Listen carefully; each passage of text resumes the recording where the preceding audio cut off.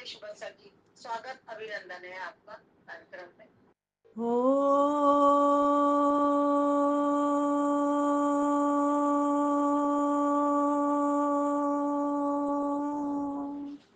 शन्नो मित्रः शं वरुणः शन्नो भवत्वर्यमा शन्न इन्द्रो बृहस्पतिः शन्नो विष्णुरुक्रम ओ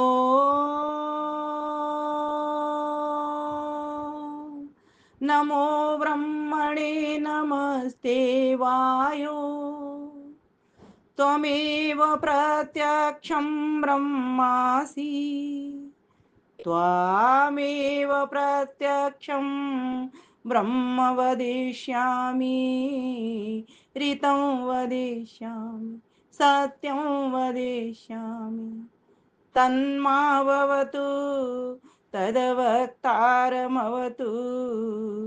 अवतु माम् अवतु वक्तारम् अवतु माम् अवतु वक्तारम् ओम शांति शांति शांति। वैदिक वंदन आर्य समाज रोहतास नगर से चलने वाला बहुत ही सुंदर दिव्य भव्य कार्यक्रम हम सभी को नित्य प्रति सुनने के लिए देखने के लिए मिल रहा है। मुझे नहीं पता, कई लोग बताते हैं कि आपके यहाँ दैनिक भी चलता है। ये शायद आचार्य विजय भूषण जी आपकी कक्षा लेते हैं। आप सौभाग्यशाली हैं कि विद्वानों की सन्निधि में आप रहते हुए इस तरह से वेद का लाभ ले रही हैं, साथ ही साथ उस लाभ को स्वयं तक सीमित न रख करके आगे और आगे प्रचारित प्रसारित कर रही हैं। समस्त आयोजिका बहनों को मैं सादर प्रणाम वंदन करती हूँ, नमन करती हूँ। साथ ही साथ मंच से जुड़े हुए जितने भी हमारे भाई बहन हैं, जहां जहां से भी जुड़ी हुई माताएं हैं, सभी को भी मैं अपना हार्दिक नमन वंदन करती हूँ। और जिन माताओं ने बहनों ने अभी भजन सुनाए, दीदी आपको कर रही है, विमलेश दीदी आपको नमस्ते कर रही है जी आपसे आशीर्वाद लेने के लिए। जी जी नमस्ते आशीर्वाद। जितने भी लोग जहां जहां से जुड़े हुए हैं उन सभी का मैं हार्दिक नमन वंदन करती हूँ। साथ ही जिन बहनों ने अभी भजन सुनाए बहुत ही सुंदर प्रेरणात्मक संदेशात्मक, उन सभी बहनों को भी भाइयों को भी मैं नमन करती हूँ। जिनमें से मैंने एक माता जी का और रजनी दीदी का भजन सुना, दोनों ही भजन बहुत ही सुंदर थे। माता जी तो फिर माँ ही हैं, माँ के तो आंचल की छाँव हमें हमेशा मिलती है, मिलती रही है और मिलती रहेगी भी। लेकिन हमारी रजनी दीदी के लिए तो मैं लाजवाब हूँ, कहना ही पसंद करूंगी कि वास्तव में घर को भी संभालते हुए, अपने घर में बच्चों को, छोटे छोटे बच्चों को संस्कार देते हुए, घर गृहस्थी के साथ साथ अपने व्यापार को भी देखते हुए, हर प्रकार से समाज की सेवा करते हुए, तन से मन से धन से अनवरत अनथक अविचल वो लगी हुई हैं। वास्तव में आदर्श दीदी आपने सही कहा था कि रजनी जी बहुत कार्य कर रही हैं। ऐसी माताएं बहनें सभी हमारी प्रेरणास्पद हुआ करती हैं। इन सब से हमको प्रेरणा लेनी चाहिए, क्योंकि मनुष्य का जीवन वास्तव में समाज के लिए होता है। बाकी की पशु पक्षी जितनी भी भोग योनियां हैं, वे सभी की सभी अपने ही भरण पोषण में रहती हैं, लेकिन देखा उल्टा जा रहा है। पशु पक्षी के हम वीडियोज देखते हैं व्हाट्सएप पर, सोशल मीडिया पर, जितने भी माध्यम हो सकते हैं, ट्विटर आदि, इंस्टाग्राम आदि, इन सब पर हम देखते हैं वो तो एक दूसरे की चाहत कर रहे हैं। लेकिन मानव इतना व्यक्तिगत हो गया है कि अपने व्यक्तिगत स्वार्थ से वो उठना ही नहीं चाहता। हर वक्त पद पैसा प्रतिष्ठा मान सम्मान इसी में ही वो रहना चाहता है। लेकिन प्यारी माताओं बहनों, आज का मेरा जो विषय है वो जीवन एक दुर्गम यात्रा। शायद आप सोच रहे होंगे ये क्यों दिया, तो मेरे मन में जब इन्होंने आदर्श दीदी ने मुझे फोन किया तो पूछा विषय लिखें, तो मैंने कहा वास्तव में आज कठिनाई हमें कहाँ हो रही है, जीवन को जीने में ही तो कठिनाई हो रही है, हमारे व्यवहार में ही तो हमको कठिनाई मिल रही है। हम समझ नहीं पा रहे, हर प्रकार के दुख हमको घेरे चले जा रहे हैं, कष्टों में पीड़ित हैं, चाहे वो मानसिक अवसाद हो, शारीरिक हो या बुद्धिगत हो। हम निर्णय ही नहीं ले पाते, हम संशयात्मक दृष्टि से भी हम कमजोर बने रहते हैं। हर चीज में हमें भ्रम बना रहता है, संशय बना रहता है, करें तो करें क्या, क्योंकि हम वस्तु के सही रूप में नहीं समझ पा रहे हैं। इसीलिए हमें अपनी ही व्यक्तिगत स्वार्थ की चिंता रहती है, हम सारी दुनिया को भुलाए रहते हैं। यह वास्तव में एक दुर्गम यात्रा, विद्वानों ने तो इसको एक कार्यशाला भी कहा है। अर्थात काम करने के लिए मिली हुई शाला। कुछ विद्वानों ने इसको धर्मशाला भी कहा है कि धर्म पूर्वक निर्वहन करने के लिए धर्मशाला, जैसे धर्मशाला के भीतर व्यक्ति जाए और धार्मिक बनकर के उसमें रहे और फिर उसको छोड़ दे, क्योंकि धर्मशाला में पूरा टाइम नहीं बीतता। ऐसे ही संसार में भी व्यक्ति ने पूरे समय नहीं रहना। मनुष्य की आय औसतन, जो कि योग दर्शन में महर्षि पतंजलि बताते हैं, 100 वर्ष एवरेज है। 100 वर्ष में अगर व्यक्ति ने उल्टा सीधा खाया पिया, अच्छा आचरण नहीं किया, लोगों की बद्दुआएं लेता रहा वो, तो व्यक्ति का जीवन वास्तव में कम रह जाता है। क्योंकि शराब पी रहा है, नशा कर रहा है, सभी लोग उसको गालियां देने पर लगे हुए हैं, ना दवा वो अपनी कर रहा, ना वो दुआ किसी से ले पा रहा। इस तरह से वो अपना जीवन भी खत्म कर किया जा रहा है, एक जिसका कि निर्वहन देखने में आता है बिल्कुल नाली के कीड़े की तरह। जैसे स्वामी श्रद्धानंद का अपना पहला बचपन था, पंडित लेखराम का अपना पहला भी बचपन था, आत्माराम का, बहुत सारे ऐसे सन्यासी हमारे यहाँ हुए, हुतात्मा ऐसी हुई जिनका पहला बचपन बहुत अच्छा नहीं था, लेकिन बाद में जब उनका पारस मणि अर्थात ऋषि महर्षियों से सत्संग हुआ तो वे लोग श्रद्धाराम जैसे निकल करके सामने आए। प्यारी माताओं बहनों, मैं आज ये बताना चाहती हूँ आपको कि वास्तव में ये जो जीवन है हमारे लिए एक पाठशाला है। मैंने इसको जीवन को पाठशाला के रूप में लिया है। महर्षि दयानंद ने इसको वेदशाला कहा है, ज्ञान की शाला। हर व्यक्ति से, हर वस्तु से, हर स्थान से, हर प्राणी से आप ज्ञान ले सकते हो। व्यक्ति के भीतर इतनी योग्यता चाहिए और योग्यता के साथ साथ जिज्ञासा चाहिए। जब तक भी जिज्ञासा व्यक्ति के भीतर नहीं आएगी, किसी भी चीज को जानने की चाह, जानने की इच्छा अर्थात जिज्ञासा जब तक व्यक्ति को नहीं होगी, तब तक वो वस्तु को नहीं समझ पाएगा।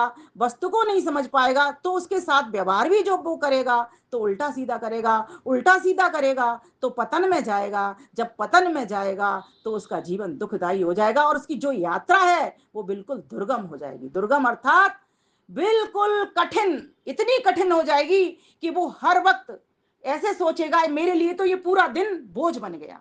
आपने देखा होगा जो व्यक्ति सत्संगी होते हैं, ज्ञानी होते हैं, योगी होते हैं, धर्मात्मा होते हैं, वैदिक होते हैं, उपदेशक होते हैं, उनका जीवन कैसा होता है? बहुत सुंदर होता है और उनको पूरा दिन कैसे लगता है? छोटा पड़ गया। और जो लोग खाली बैठे हुए होते हैं, आलसी होते हैं, प्रमादी होते हैं, सिर्फ ऊँघते ही रहते हैं, कुछ करना धरना है नहीं, बातें ही बनाते रहते हैं, एक दूसरे की निंदा चुगली में, कड़वाहट में ही वो दिलचस्पी लिया करते हैं। उनको कैसे लगता है ये तो दिन बहुत बड़ा है, कट ही नहीं रहा, कट नहीं रहा तो ताश लेकर के खेलना प्रारंभ कर देता है, कभी सट्टेबाजी में लग जाता है, कभी जुए में लग जाता है। मतलब जो यात्रा आपकी सुगम हो सकती थी उसको और भी अधिक उसने दुर्गम बना दिया। विषय लंबा होता है इसीलिए मैं बहुत फास्ट चलती हूँ, मेरी बात को समझने का प्रयास करेंगे, मैं सरल शब्दों के द्वारा मैं आपको बात जोड़ती हूँ अपनी। तो मैं ये कहना चाह रही हूँ कि जीवन जो दुर्गम बना हुआ है वो दुर्गम यात्रा कैसे कैसे हमको फल देती चली जाती है। हम बचपन में थे, विद्यार्थी हमारा जीवन था, पढ़ने के लिए जाते थे, हमें दुर्गम लगता था, कठिनाई हमारे जीवन में आती थी, माता पिता रोते रोते हम रोते थे, माता पिता हमारा बैग लगाते थे, लंच बॉक्स देते थे, हमें पानी की बोतल देते थे और हमें स्कूल ले जाते थे, रोते रोते चले जाते थे। एक दिन मन नहीं लगा, स्कूल से भाग आते थे, फिर दूसरे दिन फिर भी माता पिता चाहते थे मेरा बच्चा उन्नति करे, पढ़े लिखे, विद्वान बने, ज्ञानी बने, जो भी बने, डॉक्टर बने, जो भी चाहत माता पिता की होती है। लेकिन बच्चे को कैसा लगता था ब्रह्मचर्य काल में, जब विद्यार्थी था, उसको कठिन लगता था, क्योंकि यात्रा पूरी पड़ाव ही हमारा कठिनाई से शुरू होता है।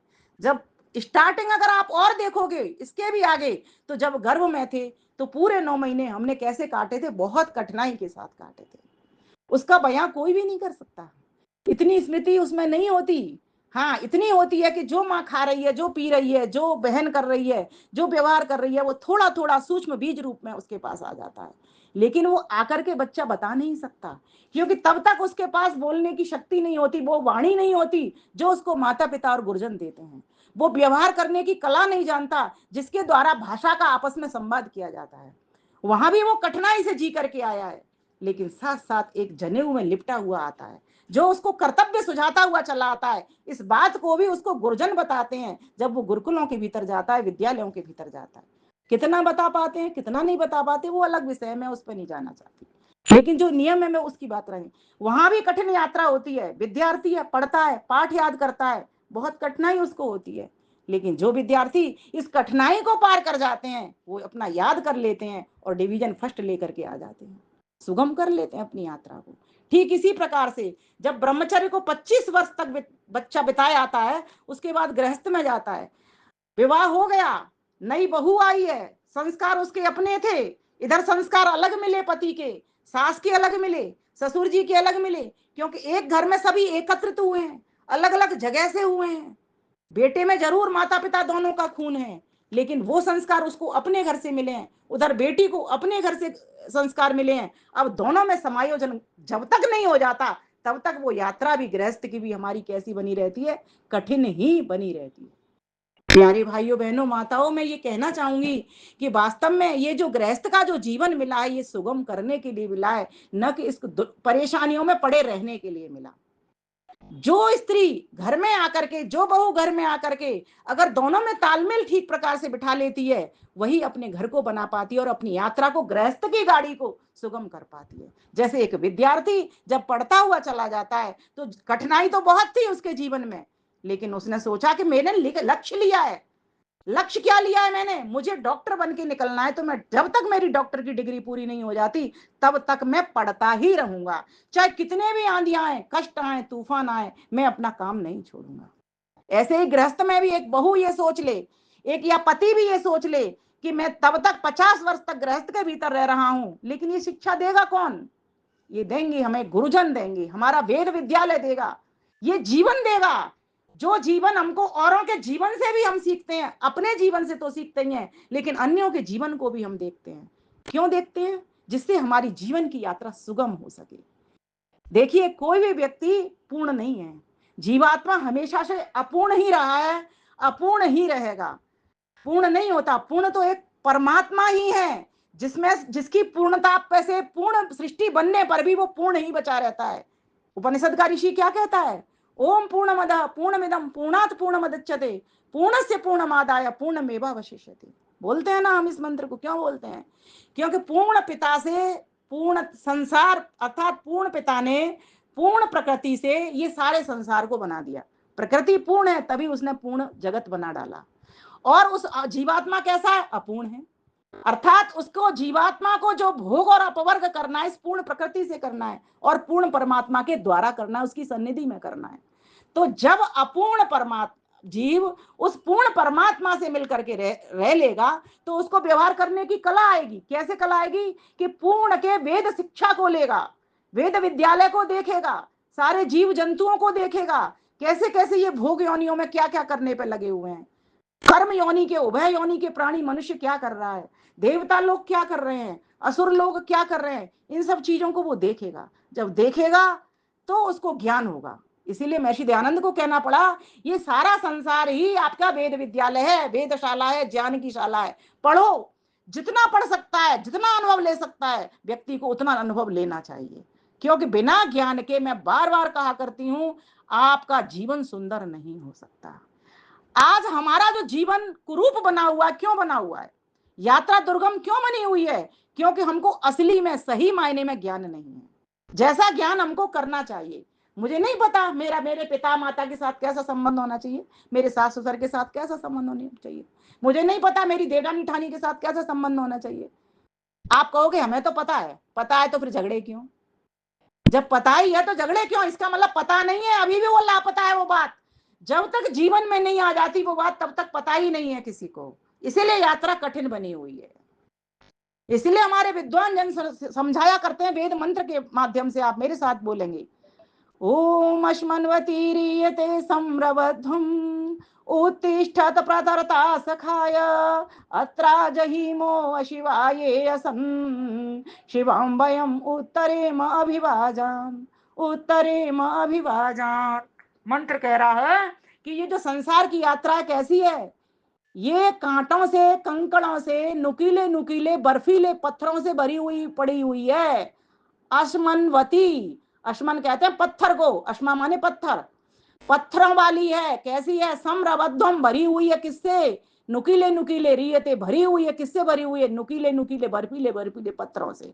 आप इसके ऊपर चल करके देखिए, आपको बर्फीले पत्थर चुभेंगे और कितने अधिक चुभते हैं। आप पहाड़ों की यात्रा पर गए हो जहां कहीं पानी भरा हो और नीचे नुकीले बर्फीले पत्थर हो, कितना चुभते हैं। आप में से सभी यात्रा करने जाते हैं, चारों धामों में भी गए हैं, सब जगह पर आप जाया करते हो, वहां आप देखते हो किस तरह से वो चुभते हैं। लेकिन कब चुभते हैं वो, जब या तो आपका वजन ज्यादा है तब अधिक चुभेंगे, हल्के फुल्के व्यक्ति को कम चुभेंगे, या फिर आपके हाथ में सामान है तो बोझ हो गया, सिर के ऊपर गठरी है तो ज्यादा चुभेंगे, या हाथ में वजन ज्यादा है तो चुभेंगे, या हाथ में आपने बालक लिया हुआ है तो चुभेंगे, है ना। या फिर आप अकेले हो तब बहुत उसका एहसास होगा, होगा कि नहीं होगा। और या फिर आपके व्यवहार में गुस्सा चढ़ी हुई है, किसी के ऊपर गुस्सा हो रहा है, परिवारीजन आपके साथ थे वो आपसे बिछुड़ गए, तो आपको वो पत्थर का एहसास ज्यादा होता रहेगा, मैं अकेला रह गया।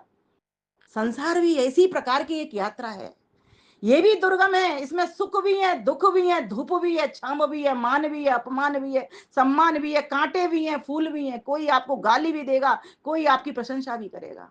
संसार में ये सब कुछ मिलता रहेगा। समझदार व्यक्ति वही है जो अपने पगों में या तो चप्पल पहन ले अगर अपना बचाव चाहता है, या फिर वहां से राह में आए हुए जो पत्थर हैं उनको हटा दे। अब इतनी किसी के पास शक्ति है नहीं, महापुरुष कोई है नहीं, या तो महान पुरुष बन जाओ, लग पड़ो, टूट पड़ो, सारे इकट्ठे हो जाओ और सभी पत्थरों को बीन डालो। और अगर महापुरुष नहीं है तो पगों में चप्पल पहन लो, जूते ऐसे पहन लो जो पहाड़ों में जूते पहनते हैं, जो ट्रैकी बच्चे पहन करके जाते हैं, ट्रैक के ऊपर चढ़ते हैं, ऐसे जूते पहन लो, तब आप अपना बचाव कर पाओगे। या फिर तब अपना बचाव कर पाओगे जब आपका बोझ भार कम हो जाएगा। तो वेद क्या समझा रहा है, उठिए, उत्तिष्ठत, प्रतरता, इस जीवन की यात्रा को पार करिए। कैसे, सखाया। सखा के दो अर्थ यहां लेंगे, एक तो उस ईश्वर को सखा मान करके बढ़ जाइए, दूसरा अपनी जो टोली है उनके साथ मित्रता स्थापित करके चल पड़िए। आप किसी का आप कहीं की यात्रा करने जाते हो, सपोज करो आपने वैष्णो देवी की यात्रा करी, बहुत लोग हैं यहाँ, सभी लोग जाकर के देख करके आए हैं यात्रा को, क्या करते हो, जय माता दी करते हुए आप फटाफट इतने ऊंचे पहाड़ को चढ़ जाते हो, 16 किलोमीटर की यात्रा कर जाते हो। कैसे कर जाते हो, क्योंकि आपके साथ कोई साथी है, आपका मित्र है।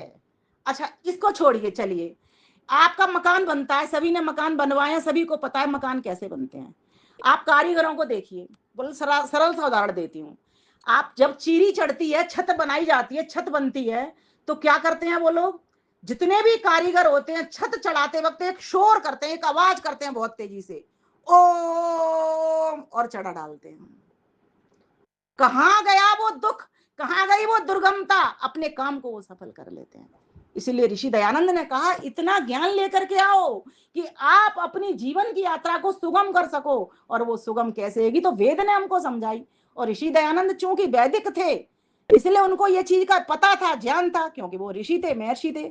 और ऋषि महर्षि मतलब दृष्टा होना, किसी चीज का साक्षात कर लेना कि संसार कैसा, मैं कैसा, और जिसने ये संसार बनाया वो कैसा, मेरा संसार के प्रति क्या कर्तव्य, मेरा अपने प्रति क्या कर्तव्य, मेरा उस ईश्वर के प्रति क्या कर्तव्य। क्योंकि कर्तव्यों का निर्वहन तब तक नहीं होगा जब तक वस्तु का स्वरूप हमारे सामने नहीं आएगा। और वस्तु का जैसे जैसे स्वरूप आएगा, जैसे जैसे वो लाइट मिलती जाएगी, वैसे वैसे हमको उससे व्यवहार करना भी आना प्रारंभ हो जाएगा। ये बात पक्की है, किसी भी वस्तु को ले लीजिए, अगर आपको गाजर का पता है कि गाजर ऐसी होती है, मूली का पता है मूली ऐसी होती है, इसके ये गुण धर्म, ये गुण होता है इसमें, ये इसकी हानियां होती हैं, ये बात को बढ़ाता है, पित्त को बढ़ाता है या कफ को बढ़ाता है, तो और आपको अपने रोग भी पता है, तो आप क्या करोगे, अगर आपको कफ हो रहा है तो मूली आप नहीं खाओगे, है ना। इसी प्रकार से हर वस्तु के ऊपर, हर चीज के ऊपर आप घटा सकते हो। जब आपके सामने वस्तु का स्वरूप खुलना प्रारंभ हो जाता है तो आपको उसके साथ व्यवहार करना आ जाता है। संसार में भी तरह तरह के लोग हैं, अलग अलग बुद्धि से सोचने वाले हैं, अलग अलग ढंग से बोलने वाले हैं, अलग अलग अलग अलग अलग तरीके से व्यवहार करने वाले हैं। न्याय दर्शन में महर्षि गौतम ने 54 प्रकार की गलतियां बताई हैं। न्याय दर्शन भी एक लॉ है, जब हम उसको पढ़ लेते हैं तो हमें वो गलतियों का पता चलता है कि व्यक्ति कहाँ हमसे चालाकी कर रहा है, कहाँ हमारे साथ छल कर रहा है, कहाँ अपनी एक्स्ट्रा बुद्धि लगा रहा है ये व्यक्ति। और ज्यादातर देखा जाता है कि जो विद्वान होते हैं ना, जिनको विद्वान कहा जा रहा है, वो चल कर जाते हैं, सामान्य व्यक्ति तो बोला सर बना रह जाता है, वो समझ ही नहीं पाता उनकी युक्ति को।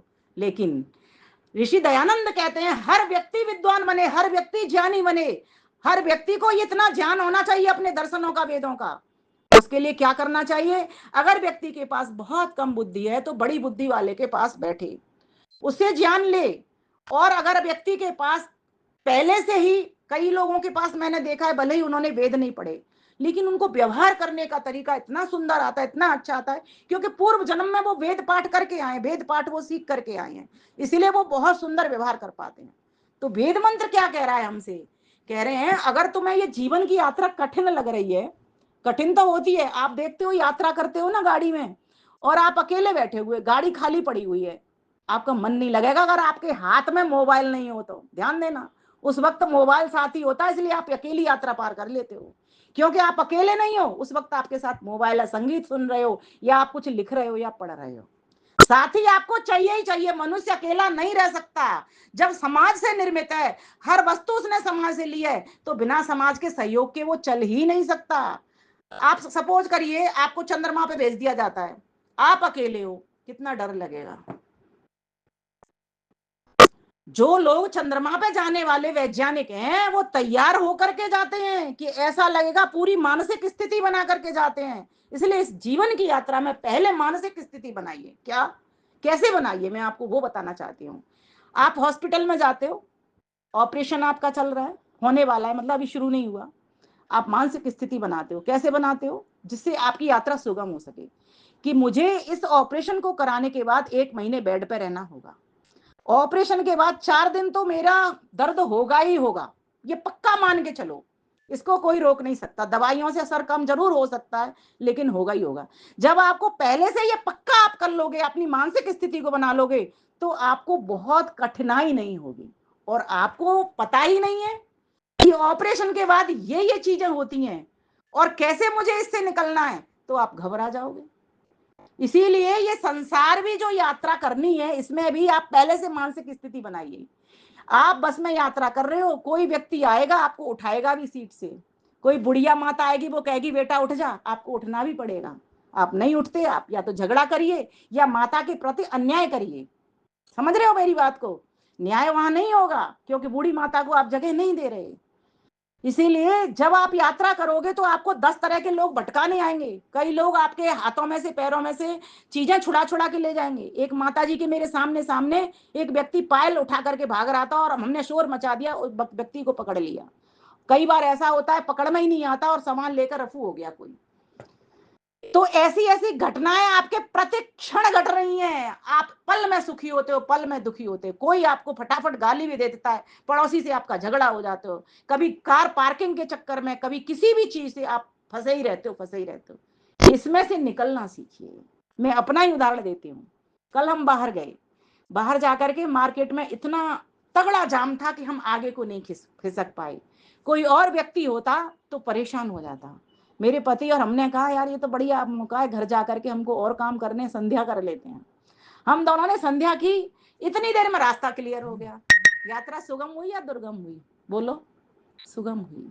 उसी जगह पर आप परेशान हो सकते थे और उसी जगह पर आप प्रसन्न हो गए। यही बस हमको करना है प्रतिक्षण। आपके चाहे कांटे मिले, आंधी आए, तूफान आए, दुख आए, कितना भी आपको कोई परेशान करे, मान दे, अपमान दे। कई लोग हमको इतना उल्टा सीधा बोल जाते हैं। जब हम समाज का काम करते हैं ना, बहुत कठिनाइयां आती हैं। सामाजिक प्राणी हैं आप सभी, समाज के काम में लगी हुई हैं सभी माताएं बहनें। बहुत कठिनाइयां, उन कठिनाइयों में से जो निकलना सीख लेता है, हर स्थिति में जो अपने आप को प्रसन्न कर लेता है, वही व्यक्ति समझ लेना अपनी जीवन की यात्रा को सुगम कर पा रहा है। दूसरी बात, अपनी सकारात्मक सोच बनाइए। जब आप सकारात्मक सोचोगे, और एक और बात बताती हूं मैं, अपेक्षा किसी से मत रखिए। जब आप अपेक्षा करते हो ना कि पुत्र मेरा है, मैं पुत्र इसलिए चाहती हूं कि मेरा पुत्र होगा तो मेरे बुढ़ापे में काम आएगा, ये चाह रख करके कभी भी चाहना मत बढ़ाइए, अपेक्षा मत रखिए। हाँ, मैं अपनी खुशी के लिए पुत्र चाहती हूँ, मेरी संतान होगी तो मैं बांझ नहीं कहलाऊंगी, है ना। मैं संतान मेरी होगी तो मेरा उद्यान खिलेगा, मेरा वंश चलेगा, मेरा वंश बढ़ेगा। ये उससे अपेक्षा मत रखना, क्योंकि पता नहीं है, जमाना बहुत बदल रहा है, कल को आपके बेटे ने, अगर आपकी बेटे की संपर्क किसी ऐसी स्त्री से हो गया, ऐसी उसको पत्नी मिल गई, हो सकता है आपको रोटी के भी मोहताज होना पड़े, हो सकता है वानप्रस्थ आश्रम को छोड़ आपको वृद्धाश्रम में पहुंचना पड़े। ध्यान देना इस बात को, पहले से मानसिक स्थिति बनाइए, इसके तैयार रहिए, बोध करिए, विवेक करिए, हल्के रहिए। मैं सबसे कहती हूँ हल्के रहिए। बहुत वजन लाद लिया, इतना मंत्र क्या कह रहा है, अत्रा जहीमो अशिवासन, अशिवा, ये जो अकल्याणकारी चीजें हैं, मतलब अभद्र चीजें हैं, जो व्यर्थ की चीजें हैं, इनको छोड़ने चले जाइए, छोड़ते चले जाइए। किसने क्या कह दिया, हमसे कौन सी बात चिपक गई, कह दिया उसने, उसके जो मन में आई कह दिया, कह गया। उसकी जैसी बुद्धि थी, जैसी उसमें योग्यता थी, उसके हिसाब से बोल गया, जैसा उसको व्यवहार करना था। मैं तो ऐसा नहीं सोच रहा, मेरे से कौन सी चिपक गई है। कहते हैं ना, रात गई बात गई, छोड़ते जाओ उसको। आज हम, लेकिन हम कहाँ हैं, सोचे, हम छोड़ना नहीं जानते। हमारी स्थिति सिर्फ जोड़ने में लगी हुई है। किसी बातों को भी हम जोड़ते हैं, कूड़े को भी हम जोड़ते हैं, कबाड़े को भी तब तक इकट्ठा करते हैं जब तक कबाड़ी नहीं आएगा, तब तक कबाड़ा इकट्ठा कर लो, ढेरों इकट्ठे कर लिए हमने, सिर्फ चंद 30 रुपए के चक्कर में, चंद 100 रुपए के चक्कर में ढेर लगा लिया कबाड़े का। गंध फैल रही, मच्छर हमको ही काटेंगे, हम ही बीमारी। अगर उस कबाड़े को जो तुम्हारी सेविकाएं थी उनको ही दे देते तो 4 पैसे वो कमा लेते और वो अपना पेट भरण पोषण कर लेते। बहुत कठोर सी बात लग रही होगी आपको, लेकिन ये सत्य बात है। हम इनडायरेक्ट हानि नहीं समझ पाते हैं, हम डायरेक्ट लाभ हानि को समझ पाते हैं जब बुद्धि का ताला खोलेंगे। विवेक, महर्षि दयानंद क्यों बार बार कह रहे हैं, सत्य की खोज बैठ करके वो एक जगह पर भी तो कर सकते थे, लेकिन उनको पता था जब तक अनुभव नहीं होगा, जब तक मैं कांटों में पत्थरों में नहीं जाऊंगा, जब तक समाज के व्यंग नहीं झेलूंगा, जब तक मैं समाज के जहर को पीना नहीं सीखूंगा, तब तक मेरे अनुभव में बढ़ोतरी नहीं हो सकती, नहीं हो सकती। एक योगी व्यक्ति एक योग साधना कर रहा है, वो घर में भी मुक्ति का पथिक बन सकता है, बैठ करके साधना को उत्कृष्ट कर सकता है, और ऊंचा कर सकता है, और तेज कर सकता है, और आगे पहुंच सकता है। लेकिन नहीं, अनुभविक ज्ञान जो जीवन देता है। इसलिए मैं बच्चों से भी, सभी से ये कहा करती हूँ, अपनी उम्र वालों को भी कहा करती हूँ, जो अनुभव मुझसे आयु के 10 वर्ष बड़े वाले व्यक्ति को होगा, वो मुझे अभी नहीं है, और जो मुझे है, मुझसे 10 वर्ष छोटे बच्चे को अभी नहीं है, उससे 10 वर्ष छोटे को अभी नहीं है। जितना जितना हम जीवन में देखते जाते हैं, जितना जितना जीवन को हम सहते जाते हैं, रहते जाते हैं, है ना, कहते जाते हैं, जितना जितना जीवन में बहते जाते हैं, तब उसकी बारीकियों की पता चलती जाती है। तब जो वो अनुभव होता है, वो अनुभव किसी और के भी काम आता है और अपने भी काम आता है। ये बहुत महत्वपूर्ण प्रवचन है, इसको अपने वीडियो को कहीं सुरक्षित रख करके रखना। मुझे पता नहीं, मैं बोलती जा रही हूँ क्योंकि आप सब मुझे दिख रहे हैं बहुत श्रद्धा से सुनने वाले। एक और अपने साथ रखिए बात, बाह्य वस्तुओं से, बाह्य व्यक्तियों से मैं प्रभावित नहीं होऊंगा, चाहे कोई कितना भी कुछ कह जाए। मैं अपने आप में समर्थ हूं, मैं न्याय सही कर सकता हूं, मेरे पास निर्णय लेने की क्षमता है। मैं जितना भी पढ़ रहा हूं उसको पहले साक्षात करता हूं, उसका चिंतन मनन करता हूं, उसके अनुसार मैं ढालता हूं। मेरे ऊपर किसी भी बाह्य वस्तु का प्रभाव नहीं पड़ेगा। कह गया कोई बात नहीं, 3 शब्द ही तो बोलने, बोल लीजिए मेरे मन साथ, कोई बात नहीं। और दूसरी बात, संसार में ध्यान देना, कोई भी सुखी नहीं है। महर्षि कपिल क्या कहते हैं, कुत्रापि कोपि सुखी ना, कहीं भी कोई भी सुखी नहीं है।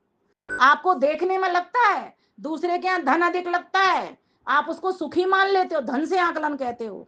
लेकिन माधव दास कवि क्या कहते हैं, दीन कहे धनवान सुखी, धनवान कहे नृपति सुखी यारो, ओ नृपति कहे चक्रवर्ती सुखी, चक्रवर्ती कहे सुख इंद्र पे भारो, इंद्र कहे ब्रह्मा है सुखी, और ब्रह्मा कहे विष्णु सुख बारो, ओ माधव दास विचार कहे प्रभु भक्ति विना सब जग दुखियारो, प्रभु भक्ति बिना सब जग दुखियारो।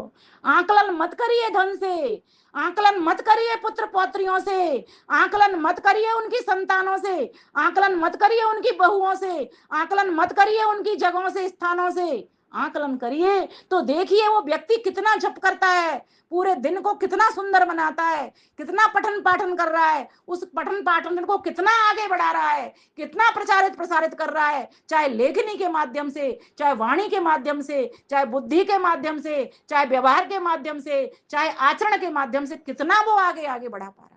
अगर आकलन करना चाहते हो तो इस प्रकार से करिए। समीक्षा करना सीखिए, प्रतीक्षा करना सीखिए, परीक्षा करना सीखिए। 3 शब्दों को नोट करके रखिए। समीक्षा करना सीखिए, कौन सी चीज ठीक, कौन सी चीज ठीक नहीं, मेरे लिए क्या ठीक हो सकती है, उसके लिए क्या ठीक हो सकती है। और जरूरी नहीं है कि दोनों के लिए वही चीज ठीक हो। जो मेरे लिए ठीक है, हो सकता है उसके लिए दूसरी चीज ठीक हो, मेरे लिए दूसरी चीज ठीक है। समीक्षा करना सीखिए, प्रतीक्षा करना सीखिए, थोड़ा धैर्य भी रखिए।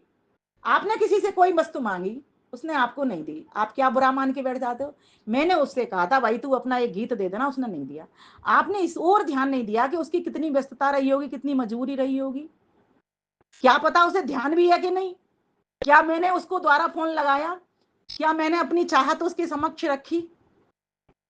आपको प्रतीक्षा है ही नहीं, क्यों, आपके भीतर धैर्य नहीं है। और धैर्य क्यों नहीं, क्योंकि सहन करने की शक्ति नहीं है। आपने सोचा कि 1 मिनट में जैसे मेरा कोई काम ऐसे करने वाला नौकर होता है वो कर देता है, और नौकर भी एक बार में तो वो भी नहीं करता, ऐसे ही कोई मेरा एक बार में काम कर देगा। सामने वाले की व्यक्ति की मानसिकता गलत नहीं है, लेकिन हमारी बुद्धि में क्या आ गया कि ये व्यक्ति गलत हो सकता है। इसीलिए हमारी जो जीवन की यात्रा है वो दुर्गम हो गई है, कठिन हो गई है। इसलिए मैं सबसे कहती हूँ सकारात्मक सोचिए, आशावादी सोचिए, किसी से अपेक्षा मत लगाइए कि हाँ मैंने किसी को बोला गीत दे देगा तो दे ही देगा, वो नहीं दिया कोई बात नहीं, फिर दोबारा रिक्वेस्ट कर लेंगे, हमारी कौन सी सहानुभूति हो रही है। मैं कई लोगों को कहती हूँ तुम मंदिर के लिए जाते हो, संख्या घट रही है आजकल मंदिरों की, आप वो बोलो, कह रहे बोल तो चुके, आता तो है ही नहीं, क्या करें। मैंने कहा एक बार में हार गए। जब आपका बच्चा पढ़ने बैठता था, आप एक बार नहीं उसको 10 बार, आपका यही प्रयास रहता था, साम दाम दंड भेद, मैं अपने बच्चे को पढ़ा करके रहूंगा, 10 बार भी मुझे स्कूल में जाना पड़े, टीचर के पास नाक रगड़ूंगा, घुटने टेकूंगा, लेकिन मैं अपने बच्चे की उन्नति चाहूंगा। क्या आप इस तरह से समाज के लिए सोचते हो। अगर नहीं सोचते हो तो आपको व्यवहार करना नहीं आ रहा, इसीलिए आपकी यात्रा जीवन की कठिन हो चुकी है। प्यारी माताओं बहनों, बहुत कुछ कहना है मुझे। प्रकृति के उपकार को देखिए, नदियां पिए न कभी अपना जल, वृक्ष खाए न कभी अपना फल, अपने तन को मन को धन को ईश को दे जो दान रे, वो सच्चा इंसान। प्रकृति को देखिए, सूरज तप रहा है, किसके लिए, क्या अपने लिए, जड़ शक्ति को क्या करना, हमारे लिए तप रहा है। सूर्य प्रकाश दे रहा है, किसके लिए, क्या अपने लिए, नहीं, हमारे लिए प्रकाश दे रहा है, जिससे हमें रास्ता सुगम हो सके। हमारी दुर्गंधता को, कठिनाई को समाप्त करने के लिए महान पुरुष चले थे, क्या अपने लिए चले थे, क्या आवश्यकता थी उनको बन जाने की, बताइए। सिर्फ समाज के भले के लिए, राष्ट्र के भले के लिए वो वन में गए, और वन में गए तो बन गए। क्या हम वानप्रस्थ में जाना चाहते हैं, नहीं जाना चाहते। 50 से 75 के हो गए, मैं कहती हूँ कोई बात नहीं, बाहर नहीं निकलना चाहते तो घर में साधना क्षेत्र बनाइए, एक कमरा बनाइए अपना, जिसमें मुझे 1 घंटा सुबह 1 घंटा शाम को अपनी संध्या मंत्र पढ़ने ही पढ़ने हैं। और सिर्फ पढ़ने नहीं है, उनका अर्थ समझते हुए, मनन चिंतन करते हुए, ऋषि की वाणी को साक्षात करते हुए उस परमात्मा से कनेक्टिविटी बनानी है। आप सभी के पास कांटेक्ट नंबर परमात्मा का आ चुका है वेद विद्या के माध्यम से, लेकिन कनेक्टिविटी अभी तक आपकी अधूरी है। ठीक इसी प्रकार से सभी के कांटेक्ट नंबर हैं हमारे पास, सभी माताओं के बहनों के, लेकिन कनेक्टिविटी अभी भी अधूरी है, वो जुड़ी नहीं है। कनेक्शन तब तक नहीं जुड़ जाता तब तक हम कुछ भी नहीं कर सकते। प्यारी माताओं बहनों, ये समझना होगा, उस कनेक्शन से जोड़ने के लिए जब तक हम उस ईश्वर से कनेक्ट नहीं होकर के संसार के कर्मों को नहीं करेंगे, तब तक हम किसी भी क्षेत्र में सफल नहीं हो सकते। आज हम सोचते हैं कोई हमें आशीर्वाद दे, कोई हमें शुभकामना दे, कोई हमें बधाई दे, अरे बधाई तो भर भर के आएंगी, पहले मैं कितना शुद्ध हूं, कितना पवित्र हूं, कितना मेरा कर्म है। लेकिन आज जो देखने में आ रहा है वो सब कुछ भी नहीं है, उसके मामले में हम जीरो हैं। लेकिन चाहते क्या है, लोग हमें हीरो समझे। नहीं, पहले हमें अपना हीरोपन सिद्ध करना पड़ेगा, प्रमाणित करना पड़ेगा। 8 प्रमाणों के ऊपर अपने आप को रख करके देखना पड़ेगा, अपनी परीक्षा करनी पड़ेगी। मैंने कहा समीक्षा कीजिए, प्रतीक्षा की करना सीखिए और परीक्षा करना सीखिए। मेरी उन्नति कहां तक हुई? व्यवहार में मैं कितना दक्ष हुआ, ज्ञान में मैं कितना दक्ष हुआ, कर्म में कितना दक्ष हुआ, समाज का अगर मेरे हाथ में मेरे जिम्मा है, मेरे पास कोई पद है, कुर्सी है, मैंने कितना काम अब तक किया और कितना मैं, मेरी लिस्ट आगे को है, मैं कितना और करना चाहता हूं, मैं कहां तक समाज को बढ़ाना चाहता हूं। क्या मैं स्वयं ही नाम पाना चाहता हूं या मैं किसी और को भी, जो इतनी योग्यता रखने वाला व्यक्ति है, उसको भी उठाना चाहता हूं? ये कभी भी हमारी नजर में नहीं आता। इसलिए ईश्वर से कनेक्शन कभी जुड़ेगा नहीं, ध्यान देना। ईश्वर से कनेक्शन जोड़ने के लिए आपको पूरी तरीके से शुद्धता, बुद्धता, मुक्तता से सहित जीवन जीना पड़ेगा, मुक्तता से भरकर के जीवन जीना पड़ेगा। ईश्वर शुद्ध है, बुद्ध है, मुक्त है। जीवात्मा शुद्ध तो है, थोड़ा थोड़ा बुद्ध है, थोड़ा थोड़ा जानता है, लेकिन मुक्त नहीं है। क्यों? क्योंकि वो अविद्या में पड़ा, और यही तो अविद्या है कि व्यवहार करना नहीं आ रहा उसको। किसी को कुछ भी बोल देता हूं मैं, उसकी कोई व्यक्ति विद्वान व्यक्ति है, उसको कुछ भी बोल रहा हूं मैं। भाई अरे बोली पे लगाम रखना जब तक नहीं आ रहा, वाणी पे लगाम रखना नहीं आ रहा, व्यवहार में लगाम रखना नहीं आ रहा, मर्यादाएं बांधनी नहीं आ रही हैं, तब तक मैं काय के समाज के कामों को करूंगा? कैसे मैं कर पाऊंगा? बहुत सोचने की, समझने की आदत है, करना पड़ेगा। और एक और बात क्या करती हूँ, सहज रहेंगे, सरल बनेंगे तो प्रसन्न रहेंगे। ध्यान देना, जो व्यक्ति जितना विनम्र होता है, सरल होता है, सहज होता है, वही प्रसन्न रहता है। कठिनाइयां, दुर्गम यात्रा उसी के लिए ही है जो कठोर बना हुआ है और व्यर्थ में कठोर बना है। सत्यवाद के लिए कठोर होना बुरा नहीं है, उसको तो ऋषि दयानंद मन्यु कहते हैं। ओम, वेद ने क्या कहा है? ओम मन्यु रसी मन्युम मय देही। हे उचित करने, क्रोध करने वाले परमपिता परमेश्वर। उचित क्रोध कब किया? जब नियंत्रण किसी पर किया जाता है, जब कहीं कोई अन्याय हो रहा हो और उसको वश में लाया जा रहा है, उसको न्यायगत संगत बात बताई जा रही, न्याय संगत बातें बताई जा रही हो, तब वहां पर उचित क्रोध का सहारा लेना पड़ता है। जब राम जी को, राम सेतु के जो आयोजक थे, जिनके अंडर में राम सेतु आता था, उन्होंने उनको स्थान नहीं दिया, तो उनको क्या करना पड़ा? ओम मन रसी मन मय देही। हे परमपिता परमेश्वर, मुझे उचित क्रोध सिखलाइए, जिससे मैं इसको न्याय संगत बात बता सकूं कि भारत की बेटी जो विदेश में चली गई, जो रावण के हाथ में चली गई, उसको मैं लाना चाहता हूं, उसके लिए मुझे स्थान दे देंगे। तब उनको गुस्सा आई। जीवन में पहली बार अगर राम जी को गुस्सा आई थी, तब आई थी जब राम सेतु के लिए वहां के आयोजक, जिनके अंडर में, कहा तो यह था राम सेतु से जगह मांगी। वो एक कहने की एक अलंकारिक ढंग है, इसको हम कैसे समझेंगे? जो वहां जिनके अंडर में राम सेतु था, अभी तो कहाँ है, श्रीलंका और भारत के बीच में है ना, उसी से पार होकर के तो हम श्रीलंका जाते हैं। जब हम श्रीलंका फ्लाइट से जाते हैं तो बीच में एक रेखा है, आज भी वो दिखती है, वो बहुत गहरी नहीं है। आज भी जब हम उधर से आते हैं तो उधर के क्षेत्र से जब आधी दूरी तक आते हैं, आधी से थोड़ी सी कमी मान लो इधर से, तब वो लाइन दिखती है। हमने साक्षात देखी हुई है, वो लाइन दिखती है पानी में से, अर्थात वहां पर पहले पुल बना होगा। तो मैं सिर्फ पुल की व्याख्या नहीं कर रही, मैं ये आपको बताना चाह रही हूं, जब तक जीवन में मर्यादा नहीं है, जब तक जीवन में उचित क्रोध नहीं है, तब तक व्यक्ति को व्यवहार करना नहीं आ रहा है। इसीलिए अपने आप की परीक्षा करिए, 8 प्रमाणों पर घटाइए। प्रमाण प्रत्यक्ष जानिए, अनुमान से जानिए, शब्द से जानिए, है ना, उपमान से जानिए, ऐतेह्य से जानिए, अर्थापत्ति से जानिए, संभव से जानिए और अभाव से जानिए। 8 प्रमाण आप पढ़ोगे, न्याय दर्शन जो पढ़ रहे हैं उनको पता होगा। इसलिए मेरा आज का विषय नहीं है, कभी अलग से इसको पूरा खोलूंगी कि इनके भी अलग अलग भेद होते हैं। प्रत्यक्ष प्रमाण के अलग भेद हैं, अनुमान प्रमाण के अलग भेद हैं, सब उपमान प्रमाण के अलग भेद हैं, सबके अलग अलग भेद हैं। किस किस दृष्टि से इनको समझा जाता है। जब तक इतनी बारीकी से आपका पठन पाठन लेखन नहीं होगा, तब तक आप किसी भी बात के स्वरूप को स्पष्ट नहीं कर सकते, किसी वस्तु के स्वरूप को स्पष्ट नहीं करते। और स्वरूप स्पष्ट नहीं होगा तो व्यवहार में कहीं ना कहीं त्रुटि होने की संभावना रहती ही रहती है। इसलिए मैं इतनी सारी बातें आपके सामने रख रही हूं। और कहा, जब आप निर्मल रहोगे, धवल रहोगे, स्वच्छ रहोगे, विमल रहोगे, प्रांजल रहोगे, तब आपकी यात्रा सरल ही सरल होगी, फिर दुर्गम नहीं। सूर्य के समान तेजस्विता आपके भीतर रहेगी, प्रकाश बांट रहा है, हम ज्ञान बांटेंगे। वो कर्म कर रहा है, चरई वहती सूर्य चंद्र मसावे, वह मैं भी चरई वहती चलता रहूंगा, थकूंगा नहीं, हारूंगा नहीं। बीमारी आई है, कोई बात नहीं, आई निकल जाएगी, गोली खा लूंगा, दवाई खा लूंगा, फिर चल पड़ूंगा। रुकना नहीं है, थकना नहीं है, झुकना नहीं है। अन्याय के सामने अन्याय का प्रतिकार करूंगा, मुकाबला करूंगा। ऐसी भावना भी मुझको लेकर के आनी पड़ेगी। मुझे अपने समय मुझे नहीं दिया, इसीलिए मैं तो बोलती ही रहूंगी। आप अगर मुझे बता देंगे तो अच्छा रहेगा, मैं तो बहुत है मेरे पास तो विषय। और एक और बात, ये जो भौतिक चकाचौंध आजकल चल रही है ना, थोड़ा सा इससे अध्यात्म की ओर मुड़िए। भौतिकवाद से जब तक हम अध्यात्मवाद से नहीं जुड़ते ना, तब तक समस्याएं हमारी समाधान के रूप में सामने नहीं आती, और बढ़ जाती हैं, समस्या पे समस्या, समस्या पे समस्या। इसलिए समाधान खोजिए उसका, और इस समाधान का नाम ही समाधि है। आपको एक बात और बता दूं, लोग तो कहते हैं ना समाधि लगा ली, जो ना क्या हो गया उसको, समाधि उसको कहते हैं जो लोग बिल्कुल शांत हो गए। नहीं, महर्षि पतंजलि ने समाधि को कहा है कि उस ईश्वर से एकाकार, अर्थात उस ईश्वर को देखने चले थे, जिसकी ध्यान के माध्यम से खोज करने के लिए चले थे, उसकी अब प्राप्ति हो गई। इसी का नाम समाधि, अर्थात समाधान मिल गया है। जिसको खोजना चाहते थे उसका समाधान आपको मिल गया है, इसी का नाम समाधि है।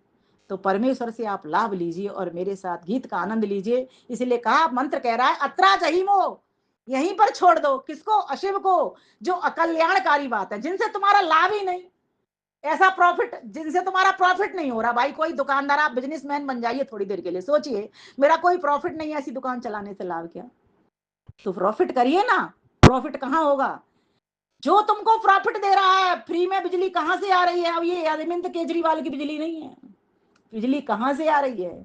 ईश्वर से। पूरे दिन भर का प्रकाश, कभी जाती है वो बिजली दिन में, कभी बिजली जाती है, नहीं जाती। रात को कभी बिजली जाती है, उसकी चांद की रोशनी जाती है, नहीं जाती। आप कहोगे अमावस को चली जाती है, वहां भी वो नहीं जाती। ये हमारी ही पृथ्वी चक्कर मार रही है, इसीलिए हमको दिखाई नहीं पड़ रही है। उसके सूरज चांद तो बने हुए हैं, वो तो लगातार अपनी परिधि के ऊपर घूम रहे हैं और हमको प्रकाश देने के लिए तैयार बैठे हुए हैं। हम ही नहीं ले पाए तो वो क्या करे बताओ? अब उसके ऊपर आप दोष आरोपण करते हो, नहीं, वो बात ठीक नहीं है। फिर कहा कि असन शिवा वयम उत्तरे अभिभाजन, अगर आपको रखना ही है, जोड़ना ही है, तो कैसा साधन जोड़िए, कैसी पोटली बनाइए? शम दम उपरत श्रद्धा तितिक्षा समाधान की पोटली बना लीजिए। जब तक ये 6 सदगुण आपके भीतर नहीं होंगे, क्योंकि कंगले को तो भी कोई भी घर में बुलाता भी नहीं है। अगर खाली हाथ किसी रिश्तेदार के यहाँ चले जाओ, वो क्या कहेंगे? ये खाली चली आई बुआ। अगर खाली खाली चली जाए तो क्या कहेंगी भाभियां? अरे नंद जी तो खाली हाथ चली आई। परमेश्वर कहेगा कुछ नहीं, लेकिन जब आप इस तरह से सद्गुणों से भर के जाओगे, दुर्गुणों को छोड़ करके जाओगे, तभी वो अपने घर पे जगह देगा, अपने मोक्ष धाम में आपको जगह देगा। इसीलिए आज का मेरा ये जो विषय था वो यही था कि जीवन की यात्रा जो दुर्गम है, उसको सुगम कैसे बनाया जाए। आइए कविता के माध्यम से आनंद लेते हैं, फिर अपनी वाणी को विराम दूंगी। बहुत सुंदर कविता है, छोड़ के मत जाइएगा, आनंद आएगा। कैसे शब्द मैंने चुन चुन करके उसमें डाले हैं। बही जा रही बड़े वेग से नदी भरी जो पत्थर से, नदी भरी जो पत्थर से, आओ मिलकर पार करें सब पकड़ के हाथ परस्पर से। जब हम हाथ पकड़ लेते हैं, एक छोटा सा भी बालक जब माँ उसका हाथ पकड़े तो फटाफट पार हो जाती है। और यहाँ तो हम साथियों की बात कर रहे हैं, अगर 4 साथी होते हैं तो फौरन उस नदी को पार कर जाते हैं, कोई भी दुर्गम वो नहीं लगती। ऐसे जीवन की भी यात्रा है। सहयोगी बन करके, मैं 5 शब्द सबको बताती हूँ, सहयोगी बने, उपयोगी बने, उद्योगी बने, निरोगी बने, योगी बने और मोदी बने। तब तक हमारा ये सब नहीं करेंगे, तब तक कल्याण नहीं है, तब तक सफलता मिलने वाली नहीं है, तब तक ये जीवन की यात्रा सुगम भी आपकी नहीं होगी। आगे कहा, आओ मिलकर पार करें सब पकड़ के हाथ परस्पर से, बही जा रही बड़े वेग से नदी भरी जो पत्थर से। मन में हिम्मत प्रथम उठाएं, लक्ष्य साधने ले संकल्प, लक्ष्य साधने ले संकल्प, व्याकुलता संवेग तीव्र कर चुभन करें कुछ पग की अल्प, चुभन करें। और आपने एक बार बात देखी होगी, जब कंकड़ पत्थर नीचे हो और ठंडा पानी हो, आप थोड़ा तेजी से निकलिए तो बोझ कम लगेगा, और आप धीरे रमक रमक के निकलोगे ना, हाथी की चाल से निकलोगे, तो वो ज्यादा चुभेंगे। तो जब भी ऐसी कठिनाई का दौर आए तो और तेज अपनी चाल को तेज कर दीजिए, आप निकल जाओगे, फौरन निकल जाओगे। धैर्य और कैसे निकलोगे तो कहा धैर्य विवेक वैराग्य जोशवर बचें राग की फिसलन से। और कहीं जल्दी चलते चलते ऐसा ना हो जाए कि आप फिसल जाएं, जैसे काई के ऊपर फिसल जाते हैं ना, तो क्या करेंगे उसे। हमें ये राग द्वेष की ईर्ष्या की जो काई है ना, सबसे पहले ये खत्म करनी है। और इसको खत्म करने के लिए अविद्या करनी खत्म करनी पड़ेगी। अविद्या खत्म होगी तभी हमारे जीवन में धैर्य भी आएगा, विवेक भी होगा, बोध भी होगा, है ना, विद्या भी आएगी, हमारा जीवन आलोकित भी होगा, प्रकाश से भी भरा। तो कहा धैर्य विवेक वैराग्य जोश भर बचें राग की फिसलन से, बचें राग की फिसलन से। बही जा रही बड़े वेग से नदी भरी जो पत्थर से, आओ मिलकर पार करें सब पकड़ के हाथ परस्पर से। आगे कहा क्या क्या चीज कैसे कैसे वो अशिव हैं जिनका बोझ हमको छोड़ना पड़ेगा। कौन कौन से वो अशिव हैं तो कहा काम क्रोध मद मोह लोभ ये अशिव का बोझ यही छोड़ें, अशिव का बोझ यही छोड़ें, ज्ञान वैराग्य से हल्के होकर लक्ष्य को सम्मुख रख दौड़े, लक्ष्य को सम्मुख रख दौड़े। शिव में ही बांधे सामग्री, कैसी पोटली बनाए, शिव में ही बांधे सामग्री, भय चिंता की जकड़न से, छूटे चिंता की जकड़न से। बही जा रही बड़े वेग से नदी भरी जो पत्थर से, आओ मिलकर पार करें सब पकड़ के हाथ परस्पर से। तो कहा उत्तिष्ठत प्रतरता सखाय, उठिए ज्ञान प्राप्त करिए। उसके लिए तो कहा उठे उठो खड़े हो जाओ त, उठो खड़े हो जाओ तत्पर, समय आ गया तरने का। शिवा वयम उत्तरेम अभिवाजान प्रतरता सखाया, तरने का अब समय आ गया है, बहुत हो चुका, इतने वर्ष के हम हो गए, कब तैरोगे इस नदी को, कब पार करोगे। तो कहा उठो खड़े हो जाओ तत्पर, समय आ गया तरने का, समय आ गया तरने का। एक के वश का नहीं काम ये, बन के सहायक बढ़ने का, बन के सहायक बढ़ने का। बोलो जय जय, बोलो जय उस परम पिता की, सुगम सरल हो उच्च स्वर से, सुगम सरल हो उच्च स्वर से। जाप में लग जाओ, लग पड़ो, सिर्फ मालाओं पे ध्यान मत दो, मन के पर ध्यान दो, कर का मन का जोड़ के मन का जोड़, मन के पर ध्यान देते चले जाओ, प्रत्येक श्वास में उसको सिमरते जाओ। कई लोग कहते हैं कि ध्यान कैसे करो, श्वास पे ध्यान दो। अरे श्वास पे ध्यान दिया तो किसका ध्यान किया, श्वास का किया नहीं।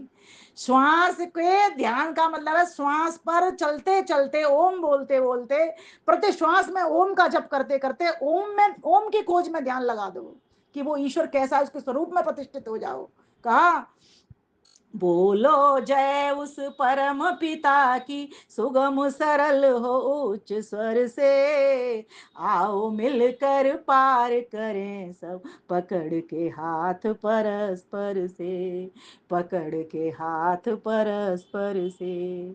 जिसने भी इस पथरीली नदी को सहयोग से पार किया, ने सहयोग से पार किया, कभी न फिसला, ध्यान देना, कभी न फिसला, कभी न लुढ़का, हाथ थाम कर तार लिया, थाम हाथ कर तार लिया।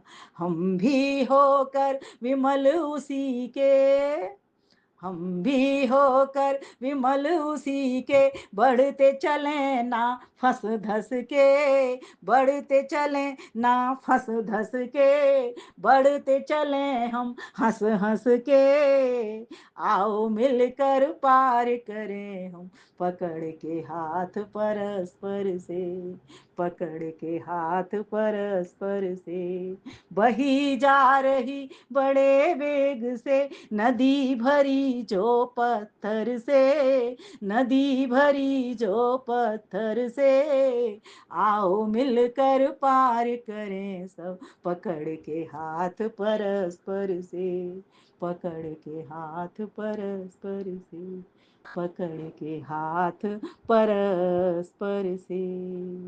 प्यारी माताओं बहनों, आप सभी के लिए भगवान से प्रार्थना करूंगी, परमात्मा सबको वो बुद्धि विवेक ज्ञान वैराग्य दे, जिसके कारण ये जो जीवन की दुर्गम यात्रा है, कष्ट क्लेशों से अविद्या में भरी हुई जो यात्रा है, वो हमेशा विद्या से आलोकित होकर के सुगम हो जाए।